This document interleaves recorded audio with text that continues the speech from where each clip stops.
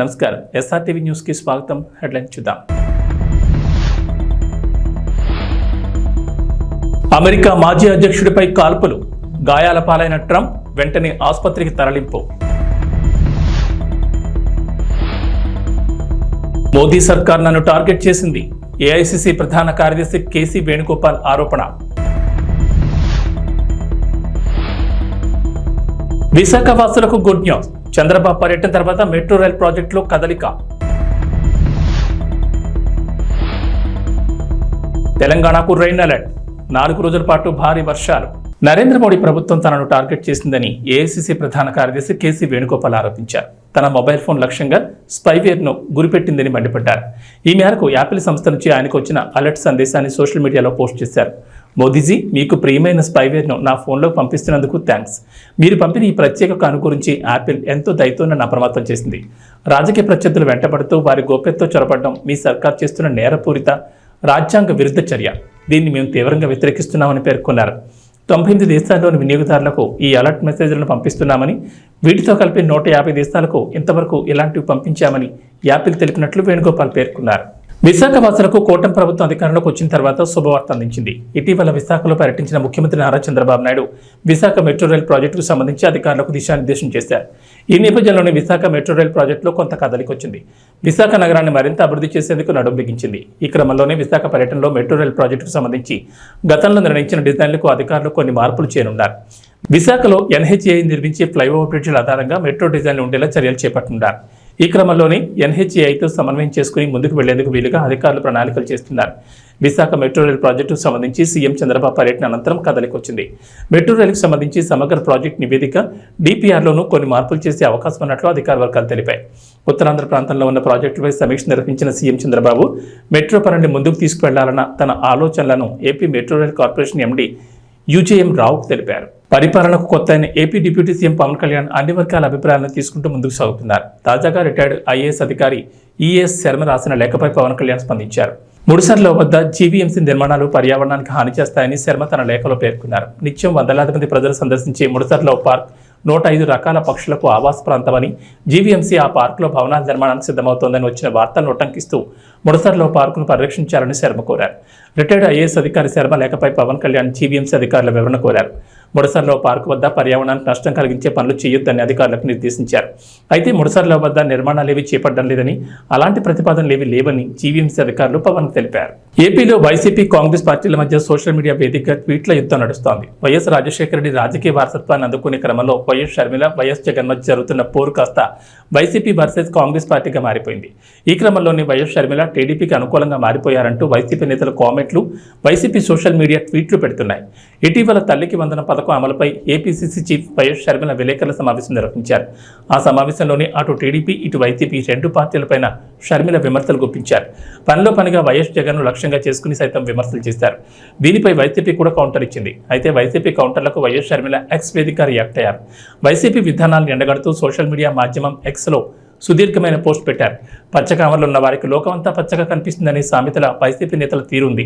తల్లికి వందనం ఉత్తర్వులపై వచ్చిన వార్తకు చంద్రబాబు సమాధానం చెప్పాలని మేము అడిగితే, బాబుకి కాంగ్రెస్ తోక పార్టీ అని ముడిపెట్టడం మీ అవగాహన రాహిత్యానికి నిదర్శనం. వైసీపీ నేతలకు కళ్ళు చెవులు ఉండి విజ్ఞత కలిగిన వాళ్ళైతే మేము చెప్పింది ఏంటో 1కి 10 సార్లు వినాలి. తల్లికి వందనం చీవో 29 క్లారిటీ లేదని, ఇంట్లో ఎంతమంది పిల్లలుంటే అందరికీ పథకం వర్తింపజేయాలని డిమాండ్ చేస్తే కూటమి ప్రభుత్వానికి కొమ్ము కాసినట్లు ఎలా అవుతుంది? మేము నిన్న ప్రెస్ మీట్ పెట్టి నిలదీశాం.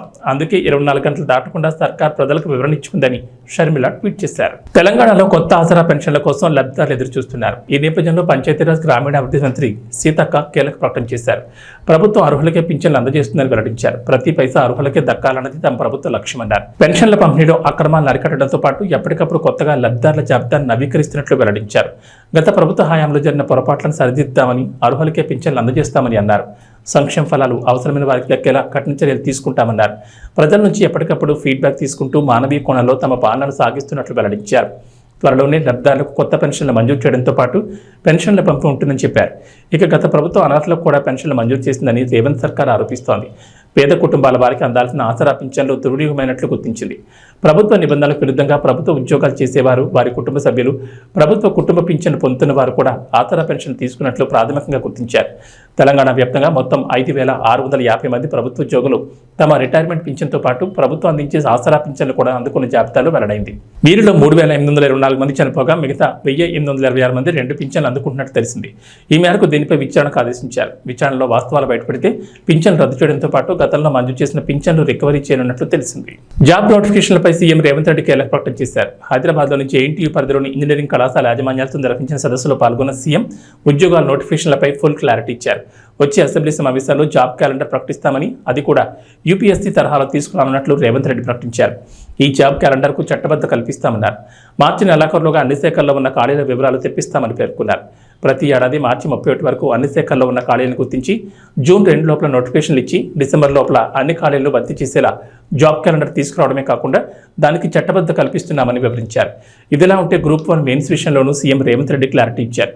ఇచ్చిన నోటిఫికేషన్ ప్రకారమే ఉద్యోగాలు భర్తీ చేస్తామని స్పష్టం చేశారు.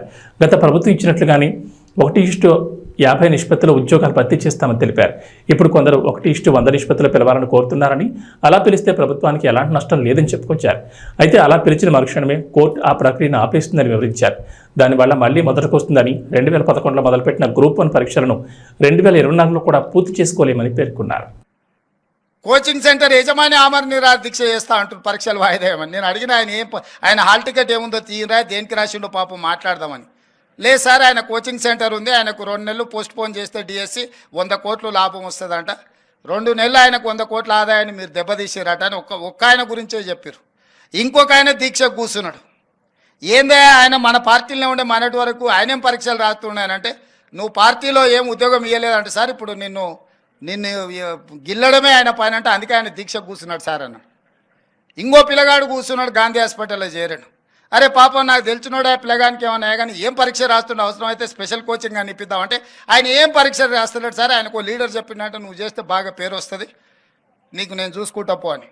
నిన్న మన 3 దీక్ష చేస్తే 3 గురించి వివరాలు తెప్పించినాను. ఆ 3లో ఏ ఒక్కడు కూడా ఏ పరీక్ష రాస్తలేడు.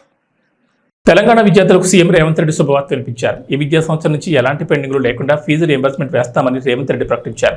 శుక్రవారం జేఎన్టీయూ పరిధిలోని ఇంజనీరింగ్ కాలేజీల యాజమాన్యాలతో నిర్వహించిన క్వాలిటీ ఇంజనీరింగ్ సదస్సులో రేవంత్ పాల్గొన్నారు. ఈ సందర్భంగా ప్రసంగించిన రేవంత్ రెడ్డి ఇంట్రెస్టింగ్ కామెంట్ చేశారు. దేశంలో తొలిసారి ఫీజు రియంబర్స్మెంట్ విధానం ప్రవేశపెట్టింది కాంగ్రెస్ ప్రభుత్వమేనని రేవంత్ రెడ్డి చెప్పుకొచ్చారు. అయితే గత ప్రభుత్వం ఫీజు రియంబర్స్మెంట్ నిధులు విడుదల చేయకుండా చాలా వరకు పెండింగ్ పెట్టిందని, తద్వారా కళాశాలలు తీవ్ర ఇబ్బందులు ఎదుర్కొన్నాయని తెలిపారు.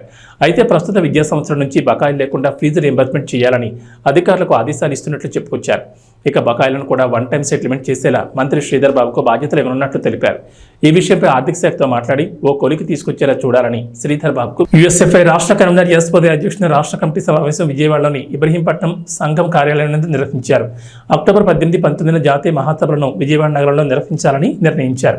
అందుకు సంబంధించిన యూఎస్ఎఫ్ఐ డోర్ స్టిక్కర్స్ను రాష్ట్ర కార్యవర్గం ఆవిష్కరించింది. ఈ జాతీయ మహాసభల్లో విద్యార్థి యువకులు అత్యధికంగా పాల్గొన్నారని, ఎన్డీఏ ప్రభుత్వం అనుసరిస్తున్న విద్యా వ్యతిరేక విధానాలను విద్యార్థులు మేధావులు తిప్పికొట్టాలని, రాష్ట్ర వ్యాప్తంగా ఉన్న సాంఘిక సంక్షేమ హాస్టళ్లలో ఉన్న సమస్యలను తక్షణమే పరిష్కరించాలని, కాస్మెటిక్ ఛార్జీలను విడుదల చేయాలని, తిరిగి పాత పద్ధతిలోనే ఫీజు రియంబర్స్మెంట్ను పునరుద్ధరించాలని, రాష్ట్ర వ్యాప్తంగా యూనివర్సిటీలలో ఖాళీగా ఉన్న వైస్ ఛాన్సలర్ మరియు అధ్యాపకుల ఖాళీలను భర్తీ చేయాలని, ప్రతి యూనివర్సిటీకి 200 కోట్ల కేటాయింపుతో అభివృద్ధికి పాటుపడాలని డిమాండ్ చేశారు. అఖిల భారత మహాసభలను విజయవంతం చేయడానికి విజయవాడ ప్రజలు, ఇతర ప్రాంతాల ప్రజలు హార్దికంగా సహాయ సహకారాలు అందజేయాలని విజ్ఞప్తి చేశారు. ఈ సమావేశానికి వివిధ జిల్లాల నుంచి విద్యార్థి నాయకులు హాజరయ్యారు.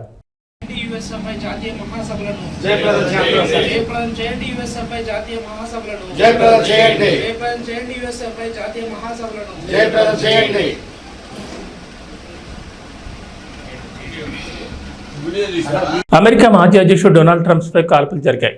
పెన్సిల్వేనియా రాష్ట్రంలోని బట్లర్ సిటీలో ఎన్నికల ప్రచారంలో భాగంగా ఆయన ప్రసంగిస్తుండగా ఈ ఘటన జరిగింది. దీంతో గాయాల పాలైన ట్రంప్ను వెంటనే ఆసుపత్రికి తరలించారు. అమెరికా మాజీ అధ్యక్షుడు డొనాల్డ్ ట్రంప్పై కాల్పులు కలకలం రేపాయి. బుల్లెట్ ఆయన చెవిని తాకుతూ వెళ్లడంతో రక్తస్రావమైంది. గాయపడిన అనంతరం ట్రంప్ పిడికిలు బిగించి నినాదాలు చేస్తున్న వీడియో వైరల్ అవుతోంది. దొండగుడి కాల్పుల్లో సాధారణ పౌరుడు మరణించినట్లు సమాచారం. మరోవైపు ట్రంప్పై కాల్పులు జరిపిన నిందితుడిని భద్రతా సిబ్బంది మట్టుబెట్టారు. అమెరికాలో హింసకు తావులేదని ప్రెసిడెంట్ జో బైడెన్ ట్వీట్ చేశారు. కాల్పుల్లో గాయపడిన ట్రంప్ క్షేమంగా ఉన్నారని తెలిసింది. ట్రంప్ ఆయన కుటుంబం కోసం నేను దేవుడిని ప్రార్థిస్తున్నా, మనందరం ఒక్కటే ఈ ఘటనను ఖండించాలని పేర్కొన్నారు. ప్రజాస్వామ్యంలో రాజకీయ హింసకు స్థానం లేదని బరాక్ ఒబామా ట్వీట్ చేశారు.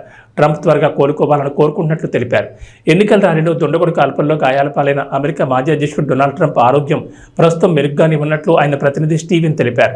స్థానిక మెడికల్ సిబ్బంది ఆయనకు చికిత్స అందించినట్లు పేర్కొన్నారు. ఈ ఘటనలో త్వరగా స్పందించిన భద్రతా సిబ్బందికి ధన్యవాదాలు తెలిపారు. మరోవైపు ట్రంప్ త్వరగా కోలుకోవాలని Tesla chief Elon Musk tweet చేశారు.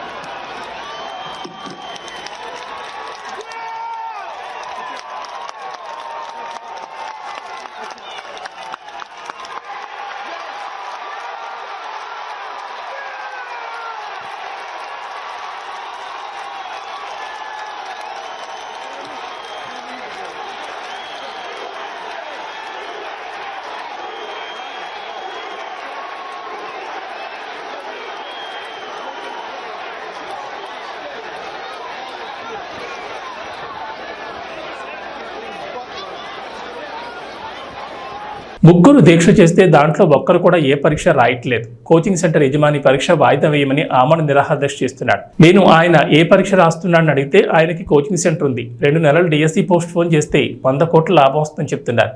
ఇంకో ఆయన మన పార్టీలోనే ఉండే కదా, ఆయన ఏ పరీక్ష రాస్తున్నాడు అని దీక్ష ఎందుకు చేస్తున్నాడని అడిగితే నువ్వు పార్టీలో ఏం ఉద్యోగం ఇవ్వలేదని నిన్ను గెలడానికి దీక్ష కూర్చున్నానని చెప్పారు.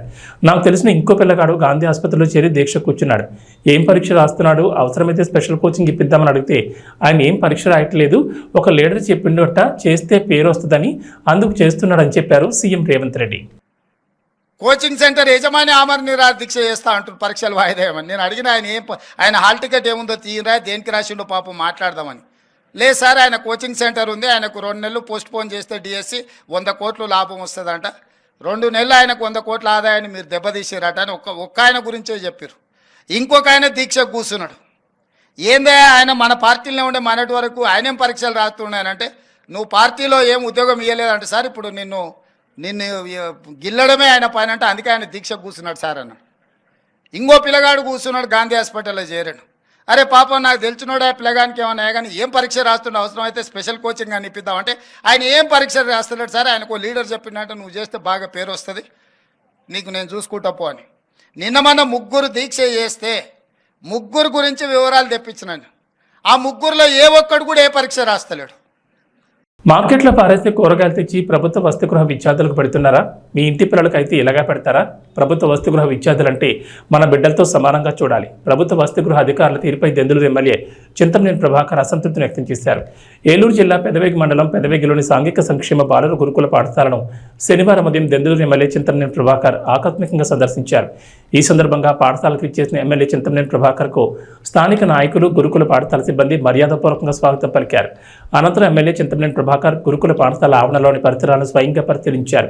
పాఠశాల ఆవరణలో పారిశుద్ధ్య నిర్వహణ సరిగా లేకపోవడం, తలుపులు లేని అధ్వాన స్థితిలో ఉన్న విద్యార్థుల స్నానాల గదులను చూసి చింతమనేని ప్రభాకర్ పాఠశాల నిర్వాహకులపై అసంతృప్తిని వ్యక్తం చేశారు. అనంతరం పాఠశాలలోని వంటగదిలో పరిశీలించిన చింతమనేని ప్రభాకర్ నాణ్యత లేని కూరగాయలను, సరుకులను గుర్తించారు. మార్కెట్లో తినడానికి పనికిరామంటూ పడేసే కూరగాయలను తీసుకొచ్చారని ఫైర్ అయ్యారు.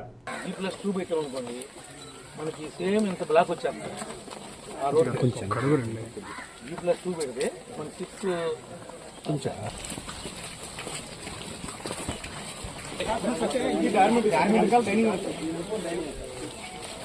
ఎన్ని చేయొచ్చా?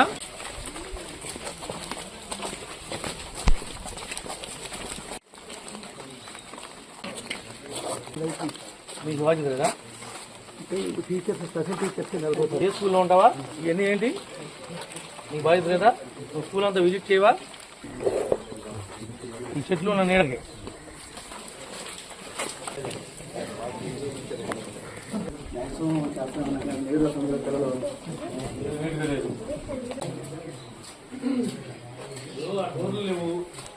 సార్ ఎన్ని వీడియోలు తీసి ఫోటోలు తీసి పెట్టు.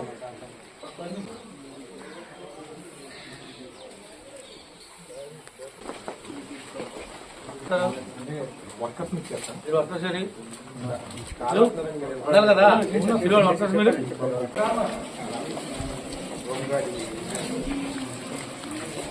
పోటీ చేసినాడు.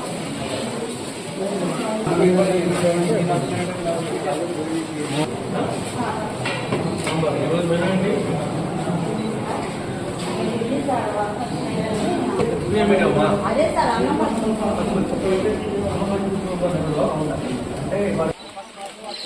ఎవరు సప్లై రావడేది?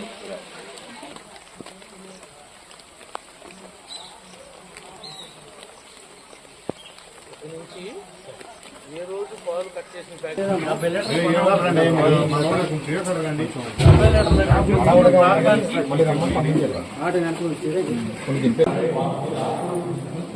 ప్యాకెట్లు కత్తిరించి పిల్లలకు పాలు రైస్ బాగున్నాయా?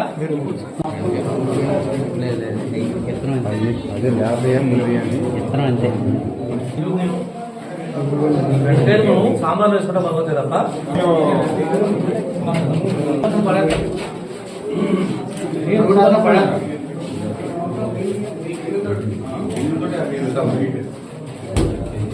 అలాంటి ఇన్స్పెక్షన్ లేకుండా మీ పర్యవేక్షణ లేకుండా ఈ రకమైనటువంటి పద్ధతుల్లో మీరు నడిపేటట్టయితే కనుక చదువుకోవచ్చు. మీరు కూడా ఇంకా బెండకాయలు ఏంటి, ఆనకాయ ఏంటి, రోడ్డు పక్కన పడేసి కాయలు కొని కూర్చొచ్చి పిల్లలు పెడతారా మీరు?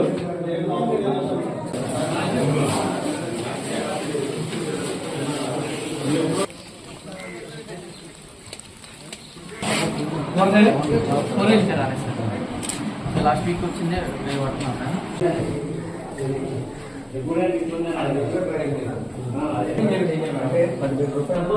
గవర్నమెంట్ పంపించాల్సిందా? వాటర్ ప్లాంట్ మామూలు ఇంటర్వ్యూ టైంలో ఆ టైంలో మళ్ళీ మంచి చేస్తారు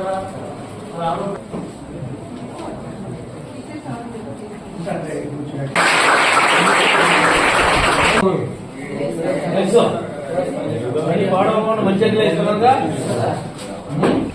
ఈ యొక్క గురుకుల పాఠశాల పెదవేగి, గురుకుల పాఠశాల ఒట్లూరు, ఎవరైతే ఎస్సీ ఎస్టీలకు సంబంధించినటువంటి పేద వర్గాలకు సంబంధించినటువంటి పిల్లలు ఉన్నారో, ఆడపిల్లలు కానీ మగపిల్లలు కానీ, వాళ్ళని చదివించాలి, చదువుతోనే వాళ్ళ యొక్క అభివృద్ధి సాధ్యపడుతుంది అనేటువంటి విషయాన్ని గట్టిగా నమ్మినటువంటి వ్యక్తి స్వర్గీయ నందమూరి తారక రామారావు గారు. ఆయన పెట్టినటువంటి ఈ గురుకులాలే ఈనాడు నడుస్తూ ఉన్నాయి. దీంట్లో సీట్ల కోసం అనేక మంది మరి చాలా ఇబ్బంది పడి వాళ్ళ పిల్లలను చదివిద్దాం, ప్రయోజకులు చేద్దామని కలలు కంటా ఉన్నారు. ఇప్పుడు పెదవేగిలో ఉన్నటువంటి 650 మందికి సరిపడా మగపిల్లలకి 5th క్లాస్ నుంచి ఇంటర్మీడియట్ వరకు ఉంది. మరొక 5th క్లాస్ నుంచి ఇంటర్మీడియట్ వరకు మరొక మగపిల్లలకి 650 మందికి. ఒట్టూరులో ఎంత మేడం వస్తుంది? అక్కడ కూడా 640 మందికి ఆడపిల్లలకు ఉంది. మరొక 640 మంది ఆడపిల్లలకు కూడా అక్కడ అవకాశం ఏర్పడే విధంగా ప్రయత్నం చేస్తాం. 2019లో నేను ఎమ్మెల్యేగా ఉన్నప్పుడు ఇదే పాఠశాలలో అదనంగా 5th క్లాస్ కాడి నుంచి ఇంటర్మీడియట్ వరకు సెక్షన్ వైజ్ పెంచుకుంటూ వెళ్ళడం కోసం నేను అనుమతి తీసుకొచ్చాను. ఎక్కడ అది కార్యరూపం ఇప్పుడు ఈనాటి వరకు కూడా దాల్చలేదు. ఇక్కడ ఉన్నటువంటి ప్రిన్సిపల్ వారు కానీ, డీసీ వారు కానీ, స్టాఫ్ కానీ, సిబ్బంది కానీ మీరు ప్రత్యేకంగా దృష్టి పెట్టాల్సినటువంటి అవసరం ఉంది. ఎక్కడ పాలల్లో ఒక్క చుక్క నీళ్లు కడవకూడదు. నాణ్యమైనటువంటి కూరగాయలను వాడాలి, నాణ్యమైనటువంటి వాళ్ళకి చికెన్ పెట్టాలి, గుడ్డు పెట్టాలి, ఫ్రూట్ పెట్టాలి. మెనూలో ఏమాత్రం రాజీ పడినా మరి మా సర్పంచ్ గారు ఎప్పుడైనా విజిట్ చేస్తాడు.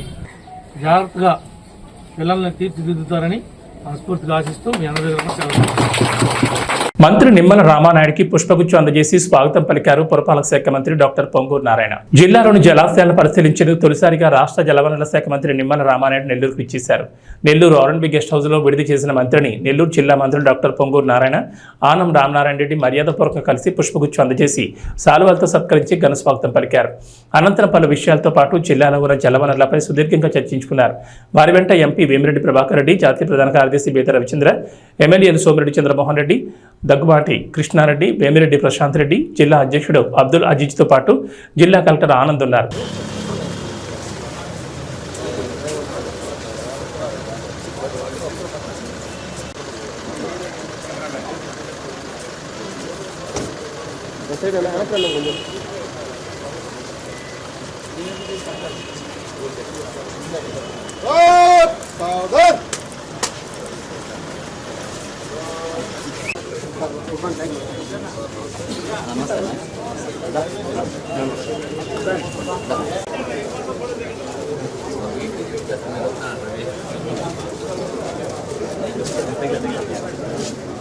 లాస్ట్ గవర్నమెంట్ చేసింది sir TDP government notification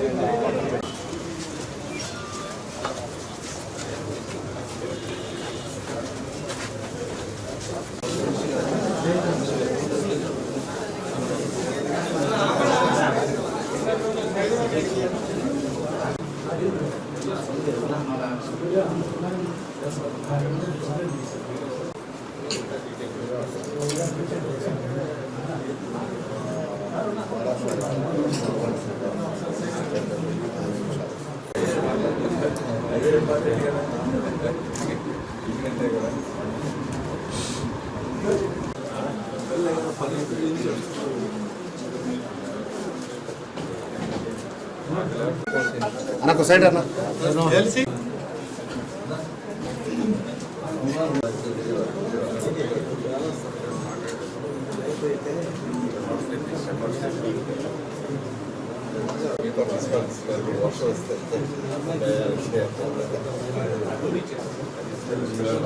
Mahesh Babu birthday కోసం అభిమానులు ఆశగా ఎదురు చూస్తున్నారు. మహేష్ పుట్టినరోజు ఆగస్టు 9 సందర్భంగా రాజమౌళి ఏదైనా అప్డేట్ ఇస్తారని వారంతా ఆశిస్తున్నారు.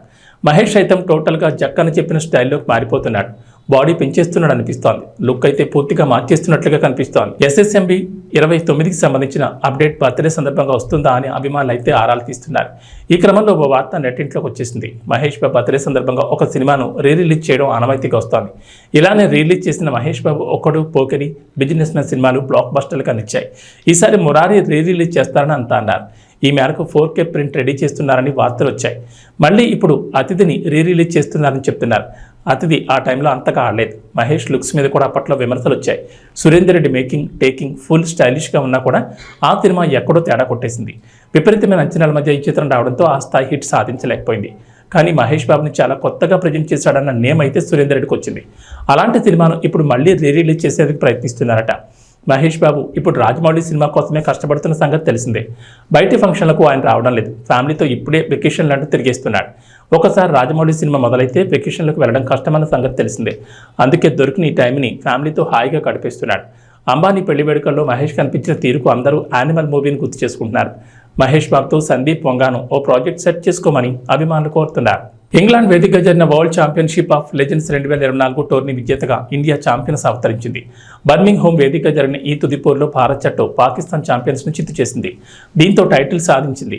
ఈ మ్యాచ్లో తొలుత బ్యాటింగ్ చేసిన పాకిస్తాన్ ఛాంపియన్స్ నిర్ణీత 20 ఓవర్లలో 6 వికెట్ల నష్టానికి 156 పరుగులు చేసింది. అనంతరం భారత్ మరో 5 బంతులు మిగిలి ఉండగానే 5 వికెట్లు కోల్పోయి లక్ష్యాన్ని ఛేదించింది. ఈ మ్యాచ్లో టాస్ గెలిచిన పాకిస్తాన్ ఛాంపియన్స్ కెప్టెన్ యూనిస్ ఖాన్ తొలుత బ్యాటింగ్ ఎంచుకున్నాడు. అయితే టాస్ గెలిచి బ్యాటింగ్ ఎంచుకున్న జట్టుకు ఇన్నింగ్స్ సాఫీగా సాగలేదు.